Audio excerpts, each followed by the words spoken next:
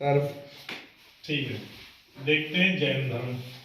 सबसे पहले हम देखेंगे जैन धर्म के बारे में। कल हमने गौतम बुद्ध धर्म पढ़ा था। तो बौद्ध धर्म की जो साहित्य भाषा थी वो थी प्राकृत। कौन सी थी? प्राकृत, पाली। अब आज हम पढ़ रहे हैं जैन धर्म।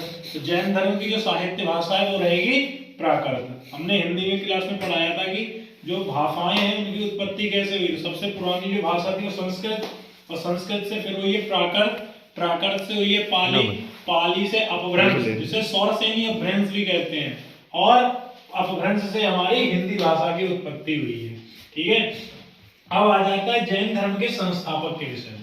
तो जैन धर्म के जो संस्थापक हैं वो ऋषभदेव को माना गया है, और इन्हीं को जैन धर्म का पहला तीर्थंकर भी कहा गया है। ठीक है, और जैन धर्म में कुल 24 तीर्थंकर हुए हैं, और ये 24 तीर्थंकर हमें पता कहां से चलते हैं? तो एक कल्पसूत्र इनका ग्रंथ है, जिससे हमें, जो कि भद्रबाहु ने लिखा है, जिससे हमें पता चलता है कि जैन धर्म में कुल 24 तीर्थंकर हुए हैं। तो इनमें से जो इंपॉर्टेंट है हमारी परीक्षा के लिए, तो हम उन्हें नोट कर लेते हैं, शुरू के 3 और अंतिम वाले 3 लोग।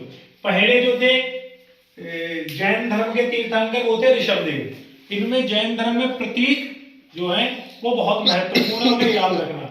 ऋषभदेव, तो ऋषभदेव का जो प्रतीक था वो था वृषभ, यानी कि बैल। नंबर दूसरे जो तीर्थंकर हुए हैं वो हुए अजीतनाथ, जिनका प्रतीक था हाथी।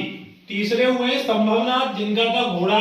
और फिर 22वें नंबर के हुए अरष्टिनेमि, जिनका प्रतीक था शंख। और परीक्षा में सबसे ज्यादा इंपॉर्टेंट जहां से प्रश्न पूछे जाते हैं वो है लास्ट वाले 2, पार्श्वनाथ और महावीर स्वामी, जो कि पार्श्वनाथ का प्रतीक था सर्प और महावीर स्वामी का प्रतीक था सिंह। तो जैन धर्म के बारे में हम पढ़ेंगे अंतिम तीर्थंकर महावीर स्वामी के बारे में। तो महावीर स्वामी का जन्म जो है, इस पे अपवाद हैं, अलग अलग तिथियां बताई गई हैं, लेकिन जो इनका जो ग्रंथ है उस कल्पसूत्र, उसमें दिया गया है कि महावीर स्वामी का जन्म 599 ईसा पूर्व में हुआ और इनकी मृत्यु 527 ईसा पूर्व में हुई। अब बात करते हैं महावीर स्वामी के बचपन का नाम। तो इनका बचपन का नाम जो था वो वर्धमान था। क्या था? वर्धमान। और इनका जन्म स्थान वैशाली, जो कि कुंडग्राम, वैशाली जगह पड़ती कुंडग्राम, वहां पे इनका जन्म हुआ। इनकी पत्नी का नाम यशोधरा था, और इनकी पुत्री का नाम प्रियदर्शनी, और इनके दामाद का नाम जमाली था।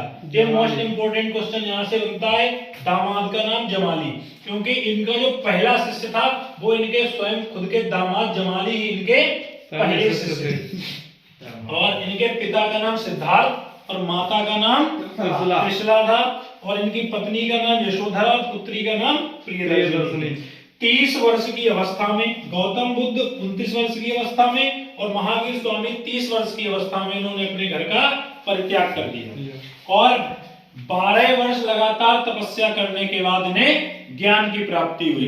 इन 12 वर्षों में इन्होंने शुरुआत के जो 12 महीने हैं वो एक अशोक वृक्ष के नीचे बैठ के इन्होंने तपस्या की। फिर वहां से इन्होंने हटके दूसरे जो अंतिम के 11 वर्ष थे वो एक साल के वृक्ष के नीचे जाके इन्होंने तपस्या की। और गौतम बुद्ध ने भी एक साल के वृक्ष के नीचे ही तपस्या की थी, और वहीं उन्हें ज्ञान की प्राप्ति हुई थी। जैन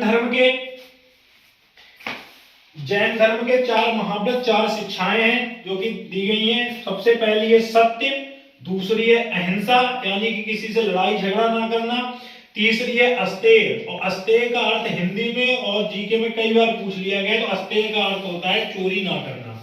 और नंबर 4 पे आता है अपरिग्रह, यानी कि घर का परित्याग कर देना।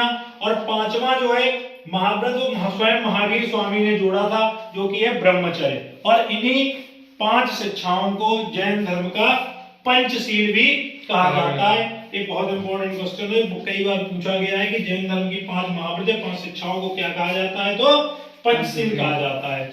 और बात आती है कि महावीर स्वामी के वंश के बारे में, कि इनका कौन सा वंश था? तो इनका जो वंश था वो इक्ष्वाकु वंश था, और इसी वंश में भगवान श्री राम ने भी जन्म लिया था। तो इन्हें इंपॉर्टेंट रखेंगे। जैन धर्म परीक्षा की डेट से बहुत ही ज्यादा इंपॉर्टेंट टॉपिक है। स्टार्ट करते, देखते हैं कि जैन भिक्षुणी संघ की स्थापना। जैसे जैन भिक्षुणी संघ की स्थापना, यानी कि इसमें जैन धर्म में कोई भी महिला संघ नहीं था, कोई भी महिलाएं जैन धर्म से जुड़ी हुई नहीं थी। तो जैन भिक्षुणी संघ की स्थापना चंदना की अध्यक्षता में, इनके शिष्य थे महावीर स्वामी के चंदना, उनकी अध्यक्षता में महिलाओं के लिए जैन भिक्षुणी संघ की स्थापना की। जैन धर्म का सबसे ज्यादा प्रचार, बहुत इंपॉर्टेंट क्वेश्चन पूछ लिया था कि जैन धर्म का सबसे ज्यादा प्रचार किस शासक ने किया, तो किसने? चंद्रगुप्त मौर्य ने। किसने? चंद्रगुप्त मौर्य ने। और चंद्रगुप्त के प्रधानमंत्री कौन थे? चाणक्य, नाम याद रखिए, चाणक्य। कौन थे? चाणक्य। दूसरा एक आता है संलेखना व्रत, पिछले एसएससी जीडी वगैरह में बहुत पूछा गया। संलेखना व्रत जो है किस धर्म या किस समुदाय से संबंध रखता है, तो संलेखना जो व्रत है वो जैन धर्म से संबंध रखता है। मुझे कि गांव में जो इनके राज्य था उसमें सूखा पड़ गया था, तो इनके जो गुरु थे चंद्रगुप्त मौर्य के भद्रबाहु, जिन्होंने कल्पसूत्र पुस्तक भी लिखी है, उन्होंने चंद्रगुप्त मौर्य से कहा कि सूखा, चंद्रगुप्त ने पूछा है कि सूखा जो है वो कैसे यहाँ समाप्त होगा, कोई इसकी विधि बताओ। तो इनके गुरु ने कहा कि तुम्हारी मृत्यु जो होगी उसी से ये सब खत्म हो सकता है। तो इनके गुरु के कहने पर चंद्रगुप्त मौर्य ने संलेखना व्रत धारण किया था और ये अपना साम्राज्य छोड़कर चले गए। तो वहीं इनकी श्रवणबेलगोला, इंपॉर्टेंट क्वेश्चन है कि श्रवणबेलगोला में इनकी व्रत के कारण इनकी मृत्यु हो जाती है। ये प्रश्न बहुत पूछा गया है, इंपॉर्टेंट है कि चंद्रगुप्त मौर्य की मृत्यु कहाँ हुई, तो श्रवणबेलगोला में। संलेखना व्रत का जो संबंध है किस धर्म या किस समुदाय से, तो जैन धर्म से। दूसरा है कि इनकी संगीतियां, दो संगीतियां प्रमुख है दी हुई है। पहली है 300 ईसा पूर्व में हुई है, कहाँ? पाटलिपुत्र में। अब पाटलिपुत्र से आ जाता है कि पाटलिपुत्र जो नगर है इसकी स्थापना किसने की थी, तो उदयन ने। किसने की थी? उदयन ने। याद रखना, ये भी इंपॉर्टेंट है। और पहली जो है 300 ईसा पूर्व में पाटलिपुत्र में, दूसरी संगीति 512 ईस्वी में। अब ईसा पूर्व और ईस्वी यानी कि ईसा मसीह के जन्म से पहले जो भी तिथियां रही हैं वो ईसा पूर्व हैं, और ईसा मसीह के जन्म के बाद जो भी तिथियां रही हैं वो ईस्वी कहलाती हैं। पहले बताया था हमने। तो 512 ईस्वी यानी ईसा मसीह के जन्म के 512 साल बाद ये हुई है, और ये ईसा मसीह के जन्म से 300 वर्ष पहले हुई है। तो कहाँ? गुजरात में। और जैन धर्म के प्रमुख शासक कौन कौन थे, तो उदयन का संबंध है पाटलिपुत्र से, इन्होंने इसी नगर की स्थापना की। और दूसरे आते हैं अमोघवर्ष, और तीसरे आते हैं खारवेल। खारवेल जो है इन्होंने हाथी गुम्फा का निर्माण कराया, जहां से हमें जैन धर्म की जानकारी मिलती है, और ये प्राकृत भाषा में लिखी हुई है। जो भी हमें जैन धर्म का जो भी किताबें जो भी मिली है लेख, वो सब प्राकृत भाषा में मिले हैं। और खारवेल का संबंध कलिंग से भी है, जो अशोक साम्राज्य पढ़ो तब उसमें बताया जाएगा। तो खारवेल का संबंध कलिंग से भी है। और इनके फिर पहला उपदेश जो है इन्होंने राजगृह में दिया।